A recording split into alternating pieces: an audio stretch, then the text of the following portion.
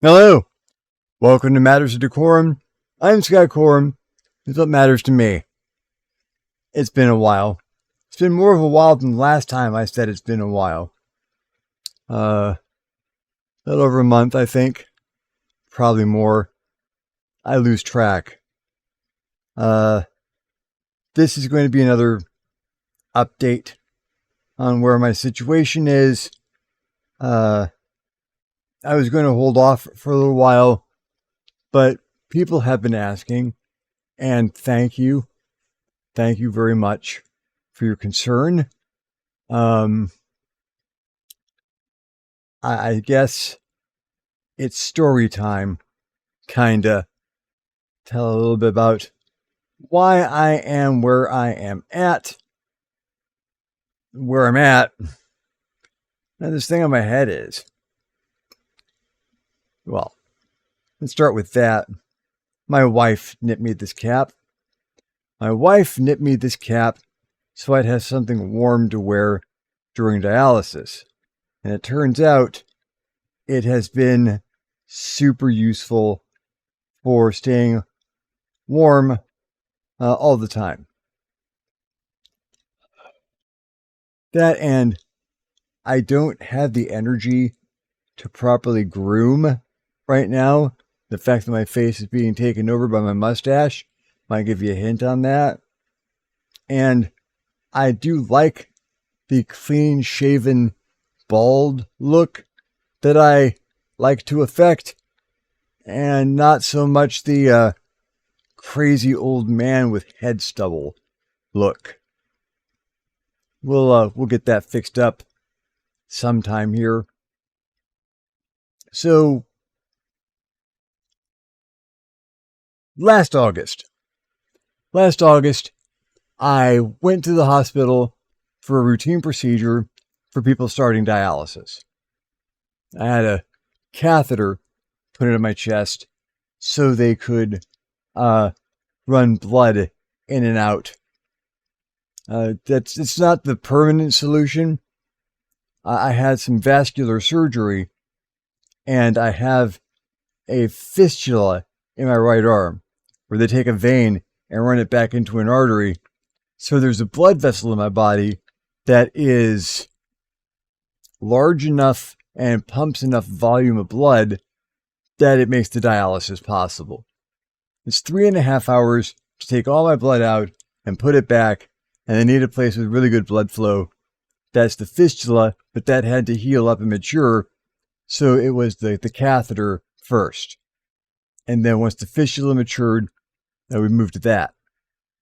So they got the catheter put in, and I ran my first dialysis with it, and I had a cardiac event.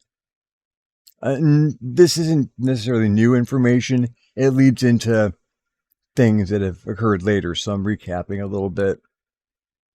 I was in the hospital for 12 days, I think, from the end of August through most of the beginning of October. It wasn't truly a heart attack. It was a cardiac event. My heart got stressed. The hormone levels rose, and the heart was in distress. Did not apparently take damage. That led to a number of things being done in the hospital, not the least of which was an angiogram. And I was informed at that point I was not a candidate for much in the way of treatment. Between my body being mostly wrecked, my spine being what it is, and the condition that my heart is okay, the blood vessels around it are not. My father suffered from this condition. This cost my dad a heart attack at 50. It cost my brother a heart attack at 50 as well. When I exceeded the age of 50 without a heart attack, I figured I won the lottery. It took a few years to catch up to me. First heart attack, not really my first cardiac event at 55. So five major blood vessels running into the heart. One of them, the big major one, closed completely, 100% blockage. But my body had successfully grown blood vessels around the blockage. So I kind of compensated for that one on my own. And that worked. That one is okay. The other four, mostly clogged, like between 80 and 100%. Mostly with bacon, fat, and cheese, I imagine. And there's three things they could do. There's treating it with medication, surgically installing stents in the blood vessel, metal tubes that hold the blood vessels open and allow for blood flow, or bypass surgery. I'm a wreck. I was, at that time, not a candidate for stents or surgery. I was informed I would probably never be a candidate for surgery. So control with medication.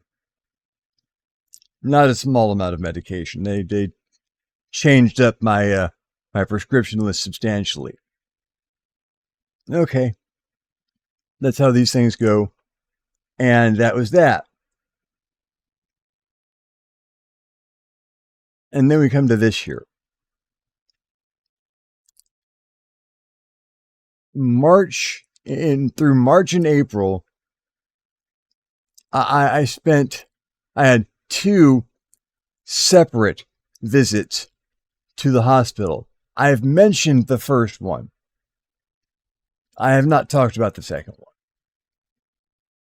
They were about 7 to 9 days each.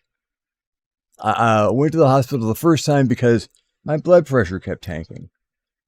And I was in pain.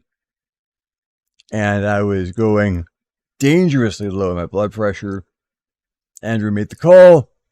We went to the hospital. Good thing he did.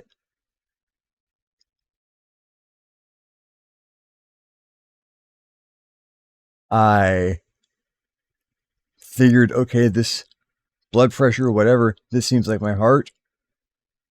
I told my my surgical cardiologist. I have two cardiologists.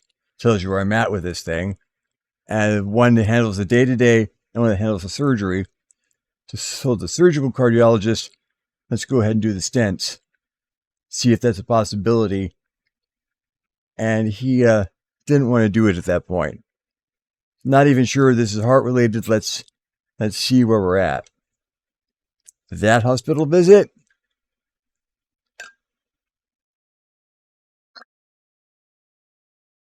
I ended up in the cardiac ICU for 5 days. And during which,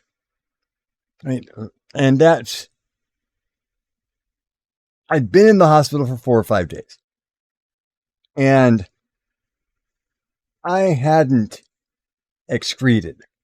I had not pooped for the better part of a week. Troublesome, but I was really certain this was my heart. Then I went to the bathroom one evening and stuff came out of me everywhere, both ends, and I couldn't stop. My blood pressure tanked. Cardiac ICU. Where, man, there were a lot of tubes.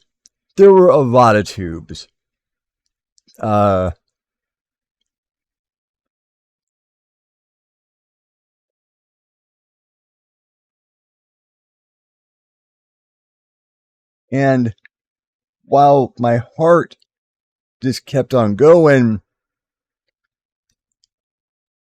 they gave me some stool softeners, and they put because I had diarrhea, I got a rectal tube. If someone ever asks you if you want a rectal tube, tell them no, you don't want none of that. It's not a good thing. It allows you to drain instead of to drain to a predictable location rather than having diarrhea in the bed and it goes everywhere. Not cool. And then I really had to use a toilet. There might be too much information in this next section, but I kind of got to talk about it because it's instrumental. They brought one of the toilet benches, a commode next to the bed, and I got on that.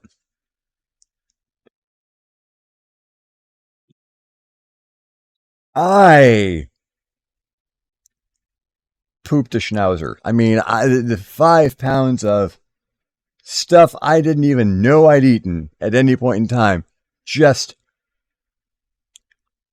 into this bucket next to the bed. So much so that the ICU nurses had to show other nurses the amount of mass I had generated out my posterior because it was prodigious. It was a lot. And that started some clues. Colitis, inflammation of the lower intestinal tract. At that point in time, they were almost certain it was ulcerative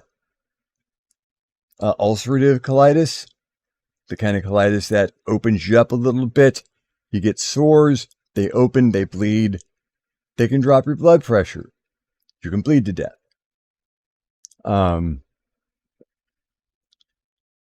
Without the stents, they couldn't do a colonoscopy. Still no stents. They treated me with medication. Eventually moved me back into a room in progressive care, out of intensive care, and that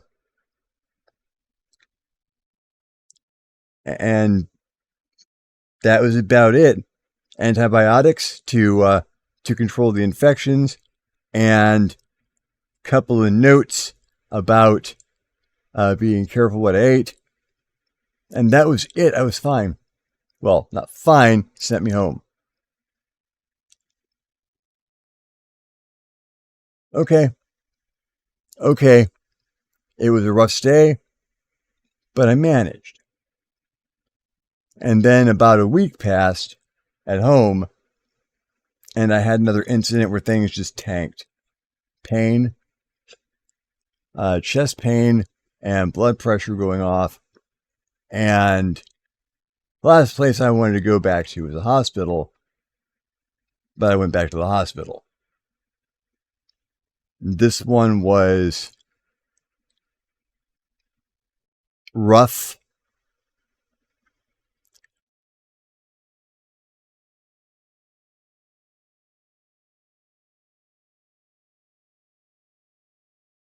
And there's different aspects to why it was rough. They did on this stay, after a lot of tests,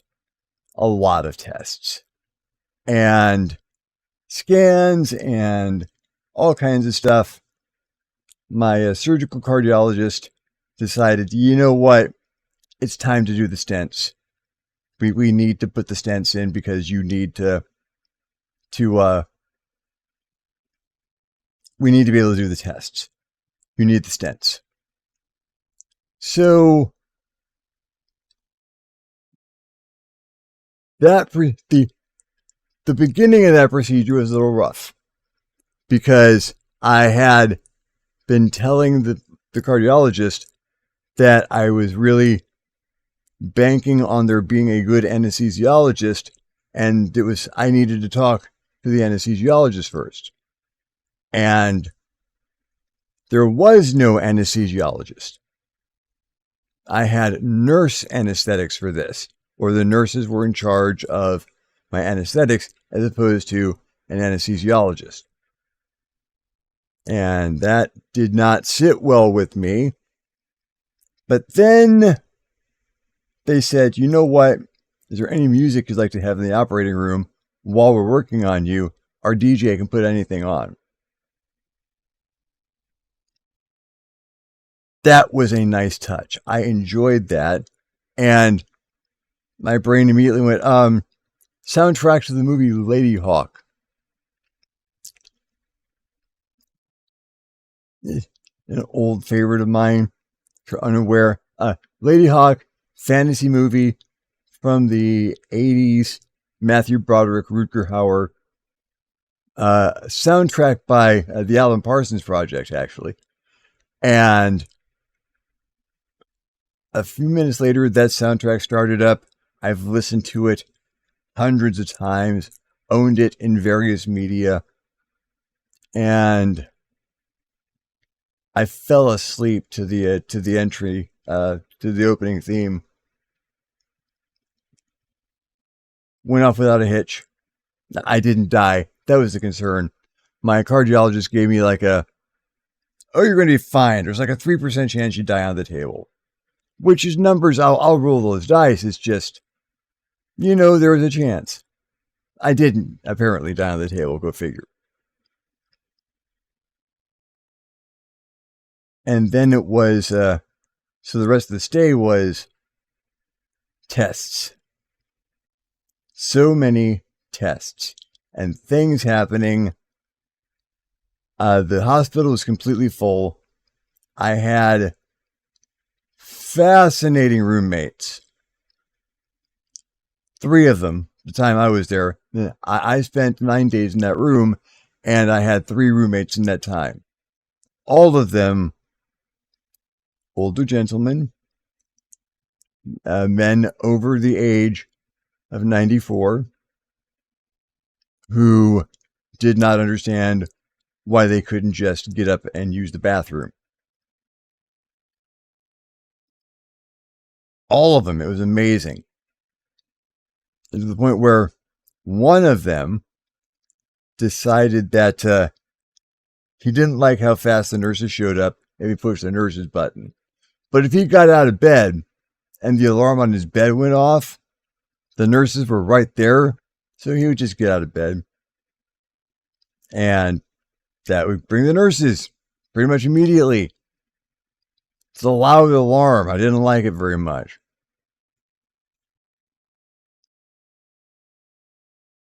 Despite the fact that there was always someone on the other side of the divider, it was not a great stay.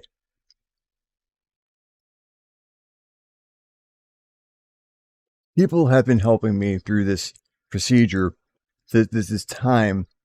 With the last hospital stay, there were people who could take the time to come, show up, spend some time with me, let me know everything's going to be okay. Just basically be there with me.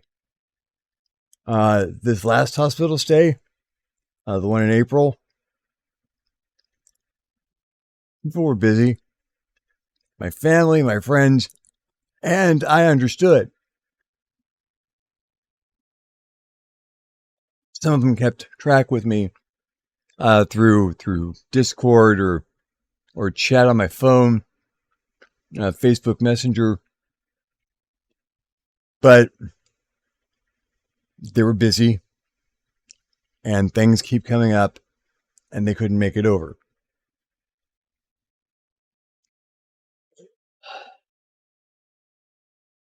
Near the ICU, as I had been in the previous hospital stay, you have people on you 24/7. There's always a nurse looking in. You're always under observation. It's the ICU. That's kind of what it's about.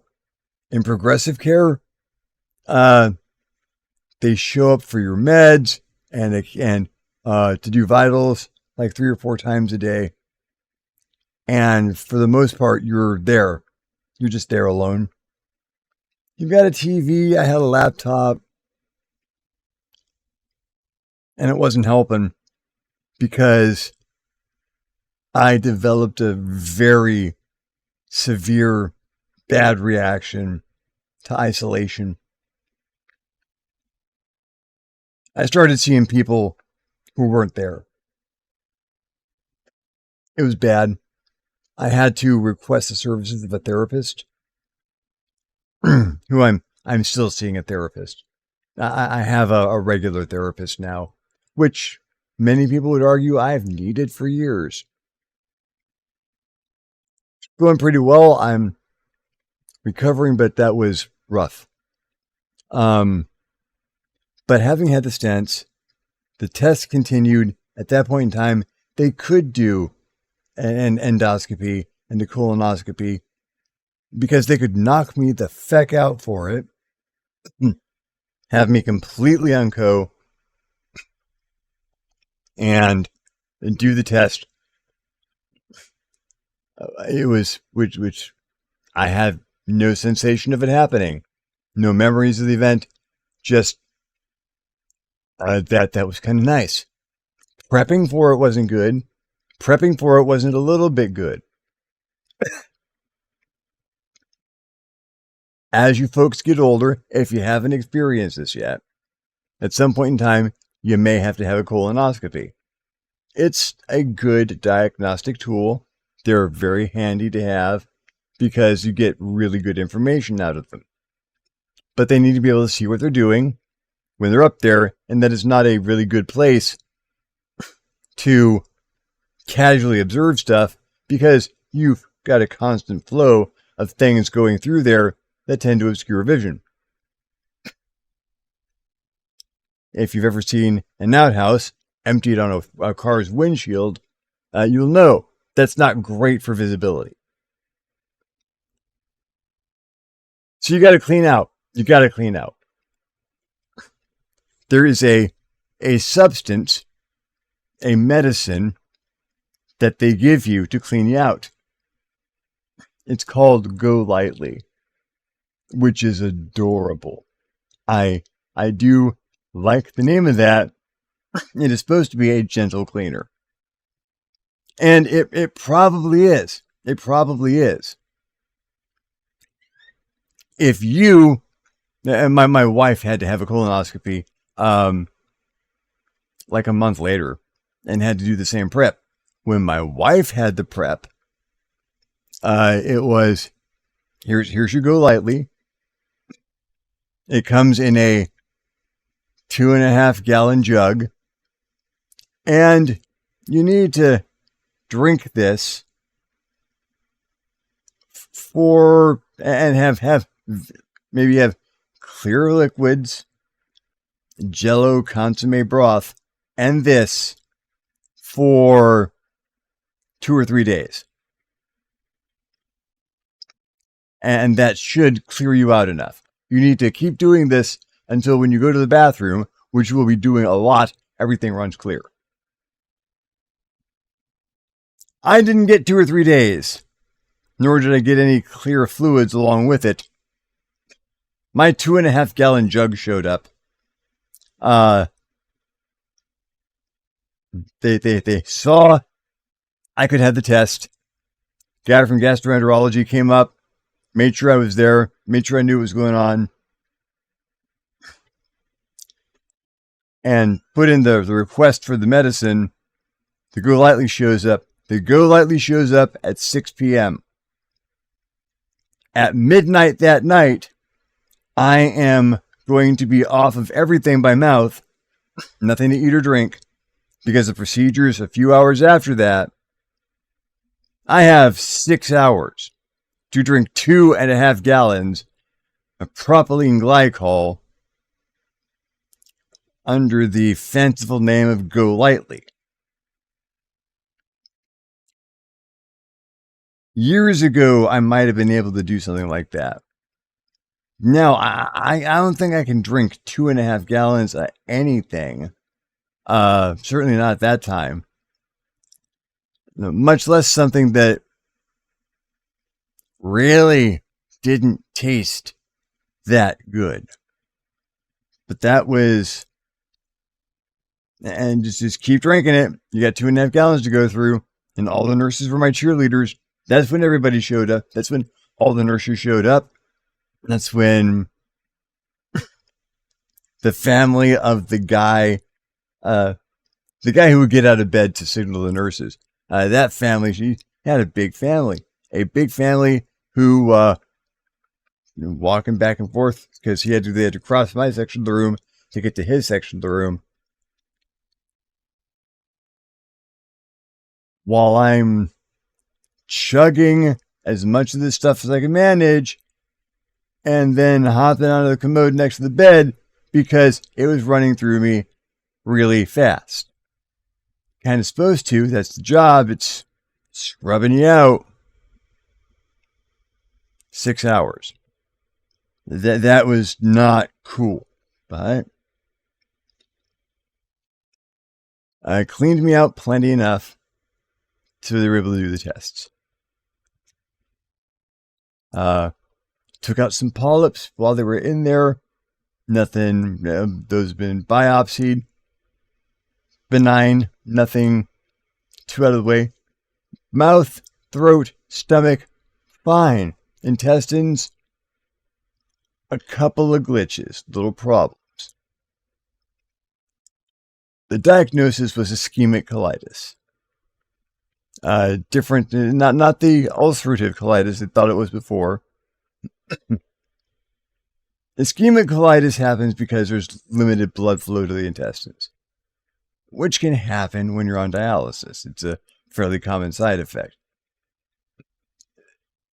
So thing number one, sections of your gut, your colon and stuff leading up to it can get weakened, and being weakened, they're vulnerable to a certain amount of damage. So you get ulcers, sores.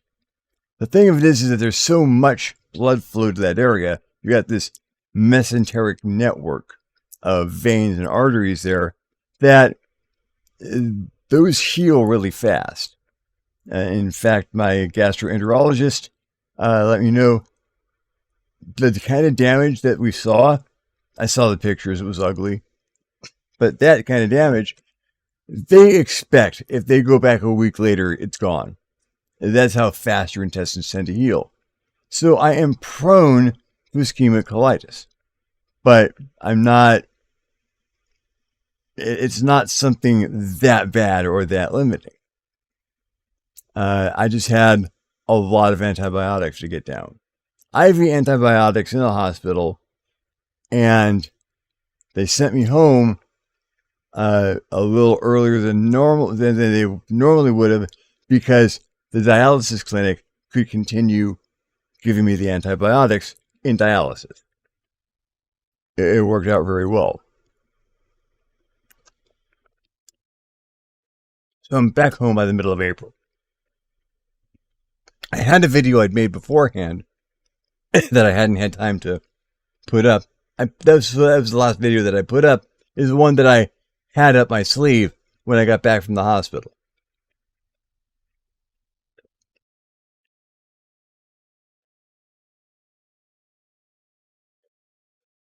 They say for every day you spend on your back in the hospital, you're going to be recovering from that for weeks, if not a month or so. Building back up, getting your strength and rebuilding. I've had a worse experience than that.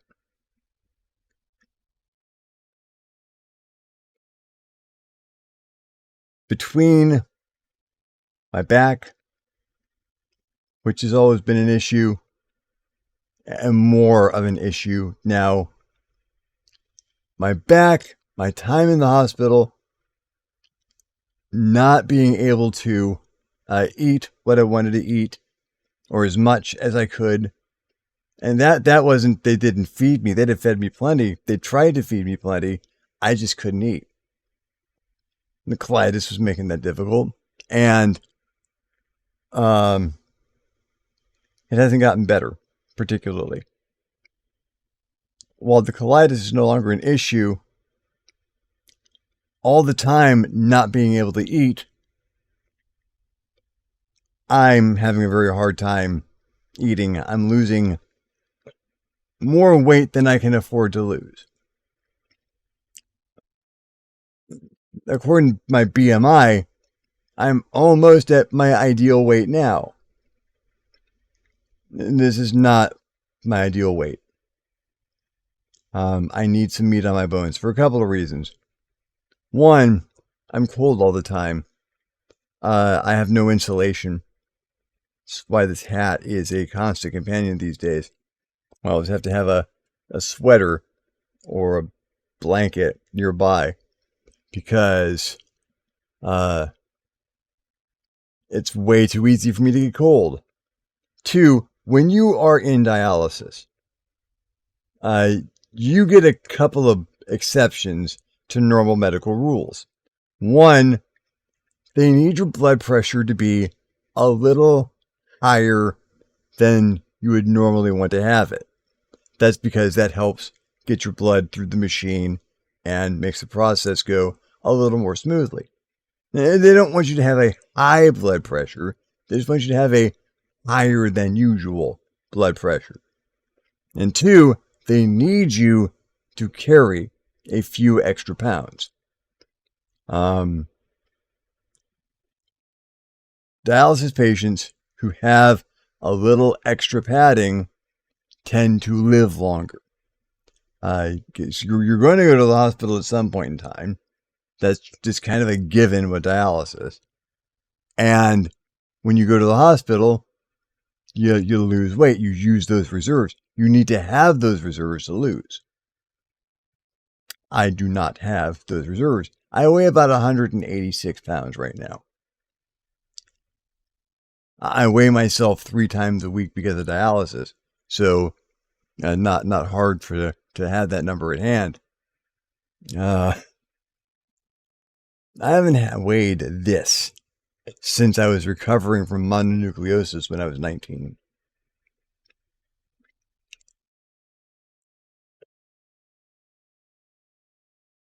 And most of what I lost is muscle mass. Most of it, because I didn't have that much fat left to deal with at that point. And this wouldn't have been so bad. This would have been something I could recover from. All of the antibiotics that I had, and it was a lot, affected my immune system and left me open to an embarrassing infection that went undiagnosed for about a month. One of my doctors put me on palliative care. There's a really good palliative care clinic at the hospital attached to the cancer center. And that's basically just palliative care is a specialized group of doctors and nurses who monitor you and help deal with long-term symptoms. Things that are going to be with you for a while, and they help you find ways through them and your adaptations for them. And they discovered I had a case of thrush.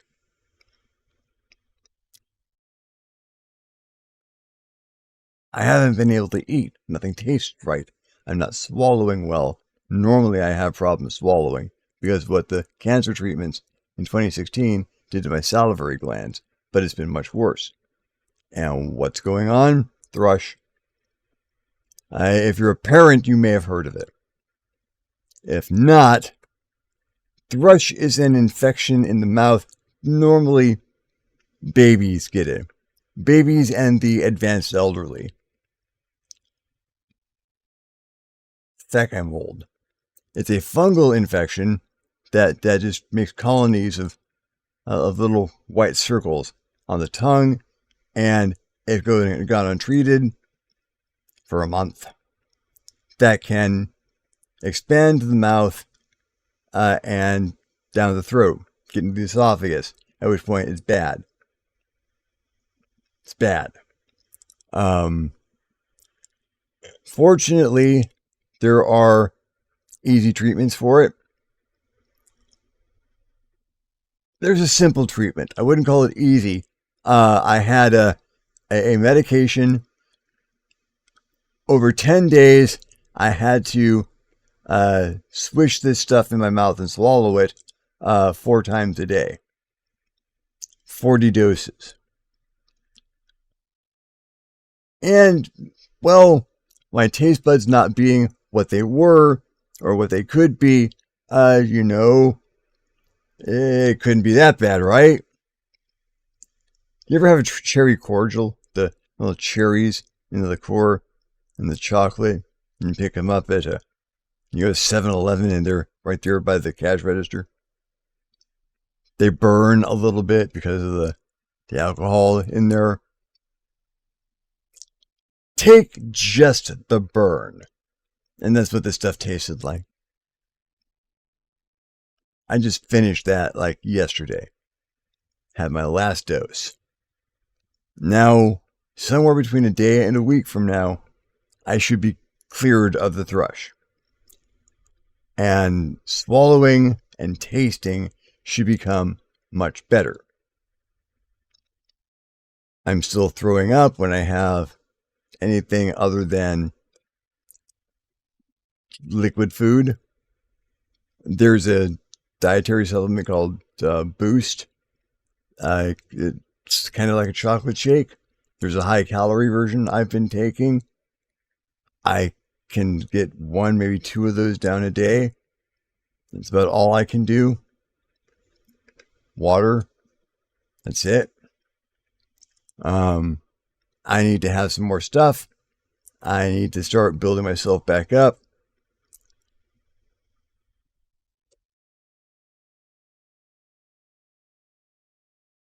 And there's another complication. My brain. Chemotherapy did a number on my brain. It made it very difficult for me to work, to focus, to concentrate. I've been trying to build myself up from that since 2016. I've made some progress. Not bad progress.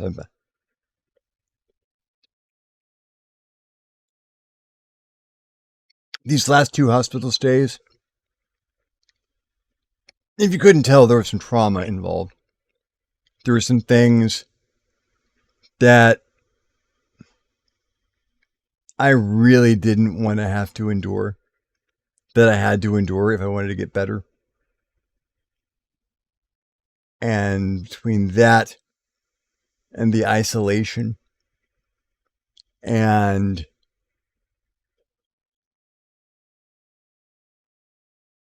my cognitive function's taken a big hit. I'm not thinking well. Not the way I would like to be able to. I had taken Adderall earlier today so that I have anything like the presence of mind to do this recording.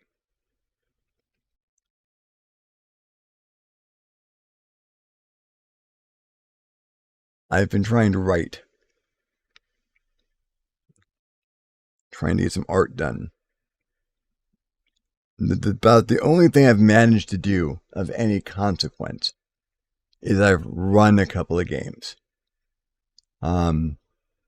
And the player action finally decided to try the victory system, which made me so happy. It gave me endorphin. Drop an Adderall, go over and run that for them. And it's been an amazing experience. They're enjoying the system that I created, and I'm really enjoying sharing the system I created with them. And running stuff like that is like falling down a flight of stairs for me. Once I've started, muscle memory takes over and I just do it. I love running in the victory system. And so I've been able to do that and not much else, despite hours a day sitting at this computer trying to make things come out my fingers.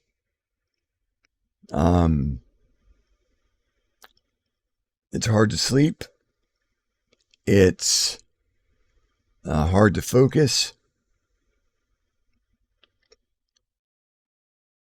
All of this is either going to be just a matter of time until I find my way around it and compensate and build myself back up to where I need to be, or it'll be worse than that. I've got help. I'm seeing a lot of doctors these days. I've got the palliative care folks. I've got another couple of visits with them at their office, and then I'm going to get palliative home care, where they're going to come here to check on me and make sure everything's okay, see if there's anything they can do for me. I'm in touch with friends and family, and I'm a blessed person because of the wonderful people that I know.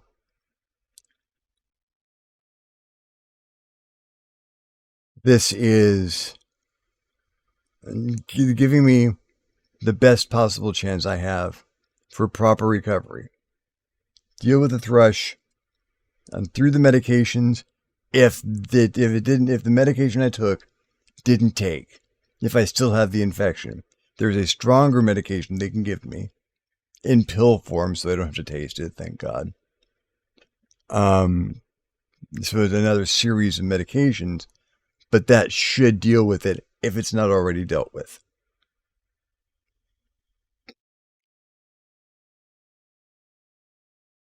I've got a path forward. And I'm going to try and get back to doing these videos regularly. Don't hold me to that because this is tricky. This is very tricky. I need to marshal my energies and make sure I can get back on a schedule and that I've got my processes down so that most of this stuff just happens automatically, whether I'm on the ball or not. Because I'm probably not going to be on the ball all the time. Not being able to write, not being able to instigate a creative effort, it's going to make it a little difficult to make my usual kind of content, but I really need to. I really need to. That's the only way I'm going to get better, is to do the things that I do even under adversity and push myself to not only match past performance, but exceed it, because that's how we improve.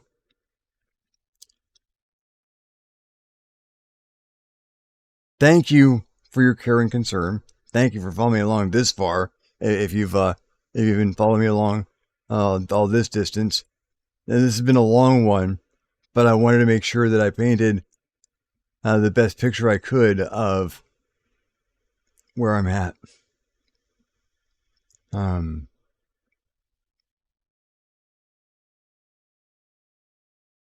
My family's been a tremendous help.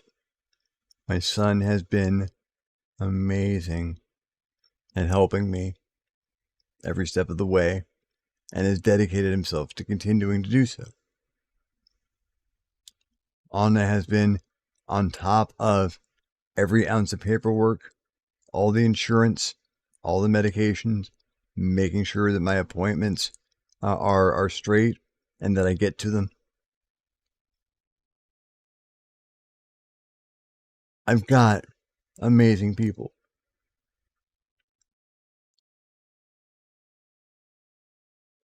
It's hard not to think of this as maybe it's time to just let myself decline to the end. I'm 55 years old. In a few days, couple of weeks, I'll be 56. That's not old. That's not lay it all down and dig your grave time. Not even close. So that's not an option.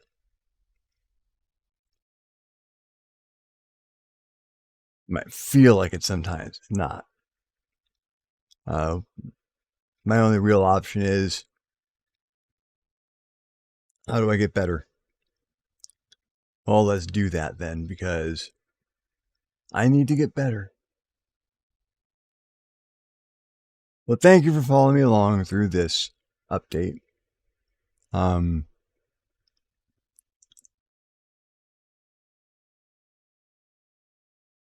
Normally, because of my general aspect of positivity and the fact that I like to keep things optimistic, normally this is where I'd say I'll be okay. I'll be fine. I will get through this, and we'll get back to some amazing stuff. I hope I'll be fine. I'm pretty sure we'll get back to some amazing stuff. Things are going to have to change a little bit in ways I'm not currently fully cognizant of, so that I'm going to have to make what I do conform to what I can do now. And if what I can do increases over time, then what I do should increase over time. In the meantime, I'm going to do my best. I'm going to do all that I can do, and that is going to have to be absolutely sufficient. Because that's what I got. And if I can make it so that I have a little bit more every day, that'll be great.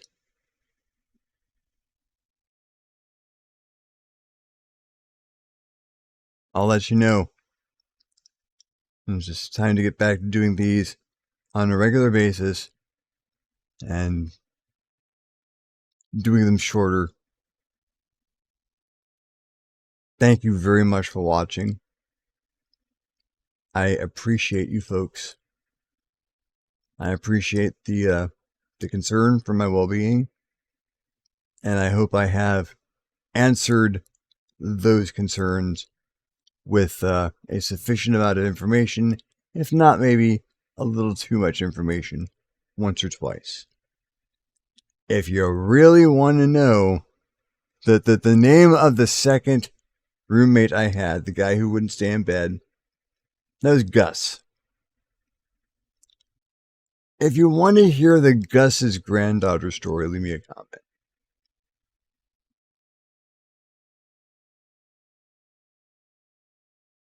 And funny. In the meantime, thank you again, and now over to Uncle Drac for the outro. If you enjoyed this video, give it a thumbs up. If you didn't enjoy this video, give it a thumbs down. Feedback is feedback. If there's any other topics you would like to hear Scott talk about, questions you'd like him to answer, subjects you'd like him to cover, please leave a comment down below. He will love getting your comment, and you will love leaving him one. If you haven't subscribed to this channel yet, why not? This channel is awesome. Go ahead and hit that subscribe button. If you do, you might also want to hit the little notification bell so you're alerted when these videos become available. If you would like to support this channel in a more substantial manner, we invite you to hit us up at the Patreon page, www.patreon.com/ScottCorum, and consider donating. Absolutely anything helps and allows us to create better content more often.